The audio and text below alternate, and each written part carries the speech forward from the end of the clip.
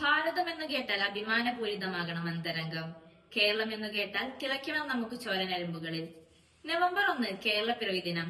ഭാഷാടിസ്ഥാനത്തിൽ സംസ്ഥാനങ്ങളെ പുനഃസംഘടിപ്പിക്കാനായി കൊണ്ടുവന്ന state reorganisation act പ്രകാരം മലയാളം സംസാരിക്കുന്ന പ്രദേശങ്ങളായ തിരുവിതാംകൂർ, കൊച്ചി, മലബാർ എന്നീ മേഖലകളെ സംയോജിപ്പിച്ചുകൊണ്ട് കേരള സംസ്ഥാനം 1956 നവംബർ 1 രൂപീകൃതമായി. ഇതേ ദിവസം തന്നെ മലയാള ഭാഷാ ദിനമായി ആചരിക്കപ്പെടുന്നു. കേരളത്തിന്റെ ഐക്യവും സമ്പന്നമായ സാംസ്കാരിക പൈതൃകവും ചരിത്രവും അനുസ്മരിച്ചുകൊണ്ട് എല്ലാ വർഷവും നവംബർ 1 കേരളപ്പിറവി ദിനമായി ആഘോഷിക്കപ്പെടുന്നു. 1957 നടന്ന ആദ്യ പൊതു തെരഞ്ഞെടുപ്പിൽ മുഖ്യമന്ത്രിയായി EMS നമ്പൂതിരിപ്പാട് നേതൃത്വത്തിലുള്ള കമ്മ്യൂണിസ്റ്റ് സർക്കാർ അധികാരത്തിൽ വന്നു. പ്രശസ്ത സാഹിത്യ നിരൂപകനും വിദ്യാഭ്യാസ വിചക്ഷണനുമായിരുന്ന ജോസഫ് മുണ്ടശ്ശേരിയായിരുന്നു ആദ്യത്തെ വിദ്യാഭ്യാസ മന്ത്രി. 14 ജില്ലകളിലായി 140 നിയമസഭാ മണ്ഡലങ്ങളാണ് കേരളത്തിനുള്ളത്.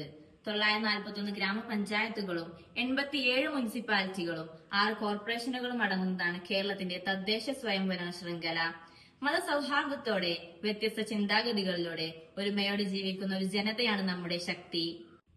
പുതിയ കാലഘട്ടത്തിലേക്ക് കടക്കുമ്പോൾ ഈ ഐക്യവും പൈതൃകവും നമുക്ക് കൈമോശം വരാതെ കാത്തു സൂക്ഷിക്കാം. നമ്മുടെ ഭാഷയെയും സംസ്കാരത്തെയും പ്രകൃതിയെയും ഹൃദയത്തോട് ചേർത്ത് പിടിച്ച് ഒരു നല്ല നാളേക്കു വേണ്ടി കൈകോർക്കാം.